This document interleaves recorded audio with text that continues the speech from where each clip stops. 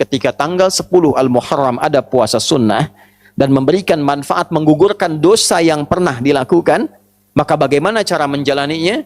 Bukan sekedar menahan lapar dan haus, tapi kita mengoreksi diri kita seperti Nabi Adam mengoreksi dirinya, kakek moyang kita. Ada istighfar yang kita bisa sampaikan pada Allah Subhanahu wa taala. Yang kedua, ada yang dicontohkan memulai jalan baru untuk meninggalkan maksiat. Umat Nabi Nuh banyak maksiat, muncul banyak cobaan, muncul banyak masalah.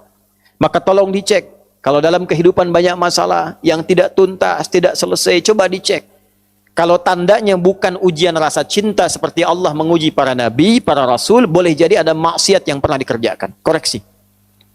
Hadirin, Al-Imam Al-Bukhari mendokumentasikan satu riwayat yang kemudian dikuatkan juga oleh Al-Imam Muslim rahimahumallahu ta'ala. Ada dua sosok terdekat dari Nabi sallallahu alaihi wasallam yang dikutip dan didokumentasikan riwayatnya oleh dua imam ahli hadis mulia ini.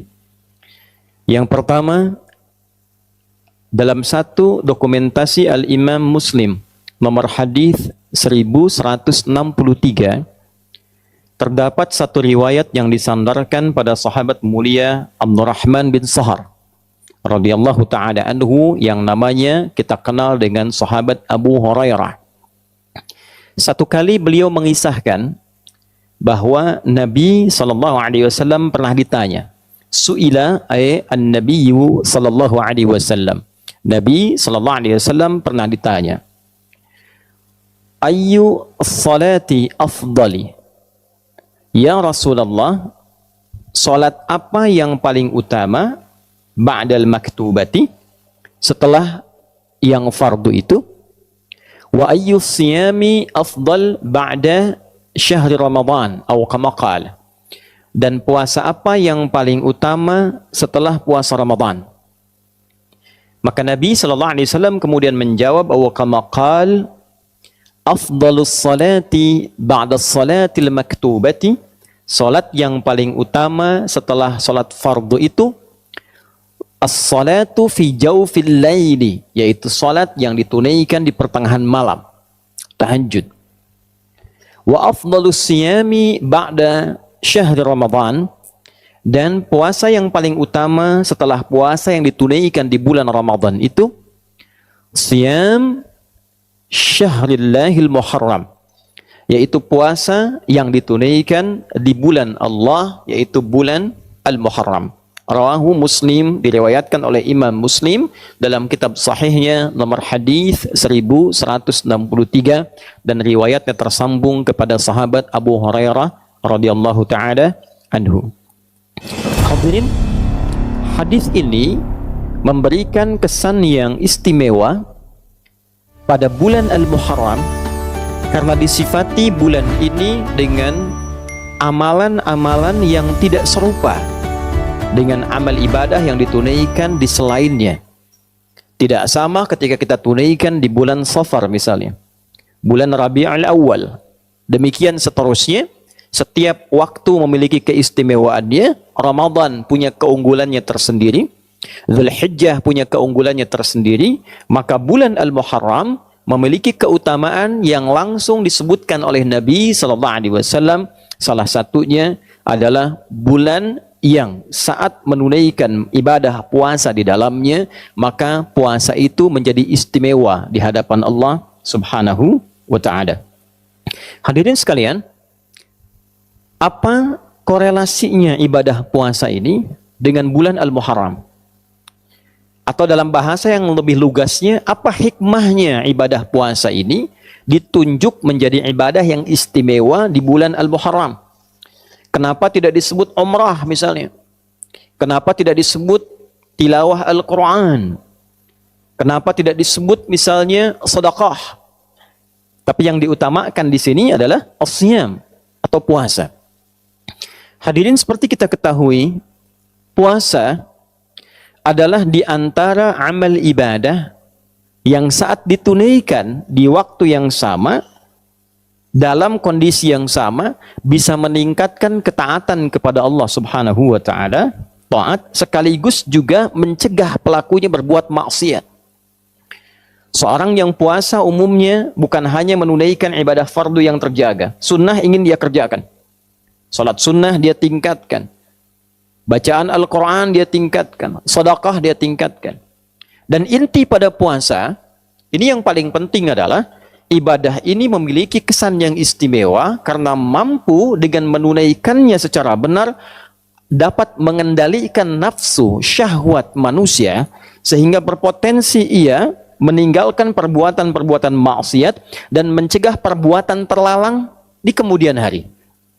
Seseorang yang menunaikan puasa tentu tidak akan ia mengorbankan puasanya dengan berdusta.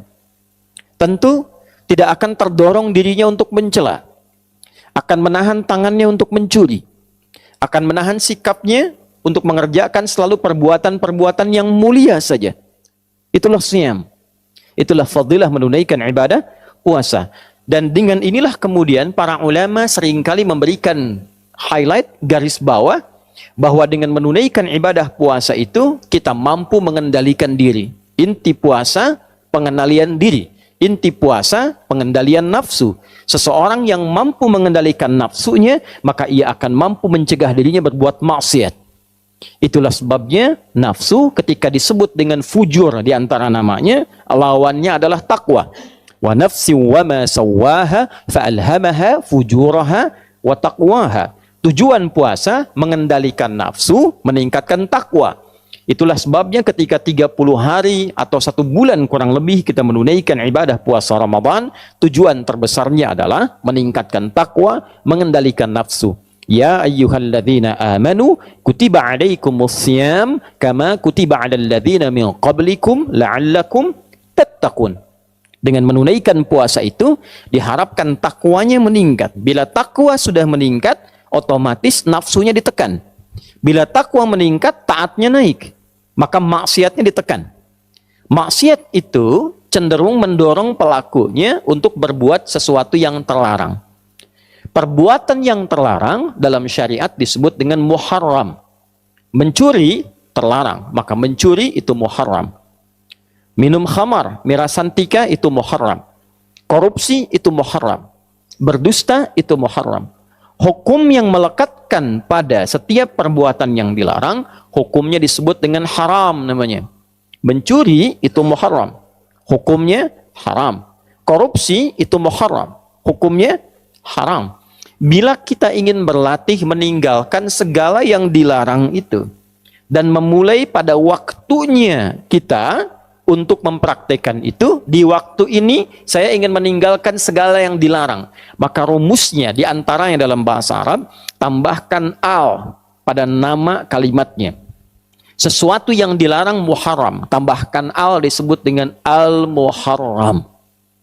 Maka bulan pertama dalam penanggalan Hijriyah dinamakan dengan Al-Muharram bukan sekedar ingin mengabadikan nama itu yang memang sudah ada semenjak di zaman jahiliyah dan jadi konsensus kesepakatan bahwa bila tiba waktu itu bulan Al-Muharram itu maka setiap masyarakat berlatih, setiap masyarakat mencoba meninggalkan segala yang dilarang, disepakati oleh masyarakat pada masa itu. Anda bayangkan zaman jahiliyah saja, kalau sudah masuk Al-Muharram, sudah viral dari masa-masa sebelumnya. Jangan bertengkar, jangan saling membunuh, jangan saling menyakiti. Itu ada konsensus. Maka Islam datang mengukuhkan itu, sekaligus memberikan satu sinyal isyarat bahwa tidak ada perbedaan syariat zaman-zaman Nabi sebelumnya yang ditutup disempurnakan oleh Nabi Muhammad SAW. Itulah sebabnya ketika satu di antara bulan Hurum disinggung dalam Al-Quran, di surah ke-9 At-Taubah, di ayat ke-36, ketika Allah mengatakan, Inna iddatash syuhuri indallahi 12 syahran fi kitabillah, yawma khalaqas samawati wal arda, minha arba'atun hurum. Dzalika ad-dinul qayyim, fala tadhlimu fihinna anfusakum. Sungguh, Allah menegaskan jumlah bilangan bulan yang Allah telah tetapkan sejak mencipta langit dan bumi itu Yang mengiringi perjalanan waktu kita setahun ada 12 bulan. Dari 12 itu ada 4 bulan yang terhormat, bulan hurum. Bulan kita menjaga diri, menjaga kehormatan, mengevaluasi, meninggalkan maksiat. Itulah ketentuan agama yang benar. Maka bila telah tiba di 1 bulan itu, maka jangan sampai kita melakukan perbuatan-perbuatan yang terlarang. Jangan menzalimi diri. Lisan itu fungsinya bicara yang baik. Ketika lisan digunakan pada yang tidak baik, itu zalim namanya. 4 bulan ini 3 berurutan kata Nabi. Thalatha mutawaliyah. Dzulqa'dah, Dzulhijjah, Al-Muharram. Lalu yang keempat bulan Rajab. Bulan yang ke-7 itu yang kita ketahui. Hadirin, bila kita rangkai seluruh uraian ini, ternyata Al-Muharram bukan menjadi penanda awal pergantian satu waktu dalam penanggalan Islam. Tapi Al-Muharram juga komitmen kita untuk memulai hari baru, tahun baru, waktu yang baru, dengan keadaan yang baru yang lebih baik.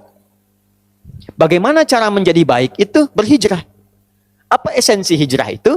Maka dalam hadis riwayat Al-Bukhari diisyaratkan oleh Nabi SAW, esensi hijrah itu meninggalkan segala yang dilarang oleh Allah dan Rasulnya. Yang haram-haram. Maka kalendernya hijriyah, bulannya Al-Muharram, perbuatannya koreksi diri kita, evaluasi diri kita untuk mencoba meninggalkan segala yang dilarang oleh Allah dan Rasulnya. Tidak ada cara yang terbaik untuk bisa mengoptimalkan itu dan pesan-pesan yang istimewa tadi, kecuali salah satu amalan efektifnya dengan menunaikan ibadah puasa. Karena saat puasalah kita bisa mengoreksi diri dengan baik. Kita bisa mencoba berlatih meninggalkan segala yang dilarang. Kita bisa memaksimalkan ibadah yang menunjukkan ketaatan kita meningkat di hadapan Allah Subhanahu wa taala. Itulah sebabnya Nabi SAW ketika ditanya oleh segelintir sahabat, puasa apa yang istimewa, yang utama setelah Ramadan, maka Nabi tidak ragu mengatakan puasa yang ditunaikan di bulan Allah Al-Muharram. Dilekatkan dengan nama Allah untuk menunjukkan keistimewaan bulan Al-Muharram ini. Hadirin rahimani wa rahimakumullah. Apakah utuh puasanya di bulan Al-Muharram ini? Apakah sebagian saja? Para ulama ada yang mengatakan karena Nabi menyebutkan bulan Al-Muharram, maka ada yang menghukumi silahkan. Sebanyak-banyaknya tunaikan di bulan Al-Muharram itu. Ada yang membatasi dengan memberikan keutamaan tanggal 1 sampai 10. Ada yang tidak membatasi, bahkan menambahkan keutamaan. Kalau yang biasa Senin dan Kamis, Ayyamul Bid ditunaikan di bulan ini, maka meningkat keutamaannya. Ada juga di antara penanggalan ini satu tanggal yang istimewa, disepakati oleh ulama tanpa perbedaan, dan riwayatnya tersambung pada sosok mulia, lingkup A1 dari Nabi SAW, satu di antara istri Nabi SAW, Ummul Mukminin, ibunda kita semua, Sayyidah Aisyah radhiyallahu taala anha. Yang hadis ini direkomendasikan oleh para ulama dan terdokumentasikan dalam Sahih Al-Bukhari nomor hadis 4504. Demikian Imam Muslim mengutip pula hadis ini di nomor hadis 1125. Dari Nabi sallallahu alaihi wasallam informasinya dinukilkan oleh Sayyidah Aisyah, beliau mengatakan radhiyallahu taala anha atau kama qalat, tatkala Nabi sallallahu alaihi wasallam berhijrah ke Al-Madinah Al-Munawwarah, maka orang-orang Yahudi pada masa itu sedang menunaikan puasa di hari ke-10 di bulan Al-Muharram, dikenal dengan Ashura.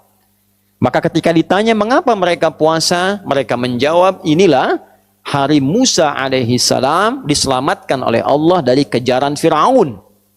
Firaun binasa, Musanya sentosa. Maka untuk menunjukkan bukti syukurnya, ditunaikanlah puasa sebagai syukur pada Allah Subhanahu wa taala. Ini rumus. Boleh diantara nikmat syukur itu kita tingkatkan dan kita syukuri dengan menunaikan ibadah seperti puasa. Nabi muncul hari lahirnya, beliau puasa. Itulah yang menjadi puasa sunnah di hari Senin. Jadi kalau kita merasakan satu nikmat, boleh kita syukuri dengan meningkatkan ibadah, salah satunya puasa. Hadirin sekalian, maka Nabi berkomentar, saya lebih berhak dibandingkan dengan Musa. Maka beliau kemudian menunaikan puasa, meminta umatnya juga menunaikan puasa, sebagai penghormatan pada peristiwa itu. Dan ketika tiba Ramadan, Nabi memerintahkan umatnya memilih, mau tunaikan silahkan, mau tidak juga tidak mengapa. Hadirin, ternyata penelusuran terhadap riwayat bukan hanya peristiwa Musa yang terbebas saja. Nabi Adam alaihissalam turun ke bumi dan diterima taubatnya oleh Allah setelah menyampaikan kalimat indah yang diterima dari Allah, Rabbana zalamna anfusana wa illam taghfir lana wa tarhamna lanakunanna minal khasirin, yang diabadikan di Al-A'raf itu. Ternyata terjadinya 10 Al-Muharram. Nabi Nuh alaihissalam ketika kapalnya itu yang telah dihantam oleh badai, kemudian muncul banjir dan beliau selamat dengan pengikutnya, keselamatannya terjadi di bulan Al-Muharram di tanggal ke-10. Dan peristiwa-peristiwa besar lain banyak mengiringi, menunjukkan perubahan, menunjukkan evaluasi, menunjukkan muhasabah yang inti seluruhnya ini terdapat dalam puasa. Jadi wajar ketika tanggal 10 Al-Muharram ada puasa sunnah dan memberikan manfaat menggugurkan dosa yang pernah dilakukan. Maka bagaimana cara menjalaninya? Bukan sekedar menahan lapar dan haus, tapi kita mengoreksi diri kita seperti Nabi Adam mengoreksi dirinya, kakek moyang kita. Ada istighfar yang kita bisa sampaikan pada Allah Subhanahu wa taala. Yang kedua, ada yang dicontohkan memulai jalan baru untuk meninggalkan maksiat. Umat Nabi Nuh banyak maksiat, muncul banyak cobaan, muncul banyak masalah. Maka tolong dicek. Kalau dalam kehidupan banyak masalah yang tidak tuntas, tidak selesai, coba dicek. Kalau tandanya bukan ujian rasa cinta seperti Allah menguji para nabi, para rasul, boleh jadi ada maksiat yang pernah dikerjakan. Koreksi. Atau kita tunjukkan bukti syukur pada Allah. Selama ini jarang kita syukuri nikmat. Banyak meminta sesuatu yang tidak ada, yang ada lupa disyukuri. Maka ambil pada kisah Nabi Musa diselamatkan dari Fir'aun, syukuri. Maka niatkan hari ke-10 itu kita menunaikan puasa untuk mensyukuri nikmat Allah yang didapatkan sampai detik itu. Yang kedua, kita komitmen mengoreksi diri untuk menjadi pribadi yang lebih baik. Dan yang selanjutnya, kita menatap masa depan dengan menyiapkan agenda-agenda baru yang diridhai oleh Allah Subhanahu wa taala. Itulah Al-Muharram, itulah awal bulan Hijriyah, bukan sekedar berganti tanggal, berganti tahun, berganti tulisan, tapi menghadirkan komitmen yang berganti dari maksiat kepada taat. Terima kasih telah menyaksikan. Mari terus belajar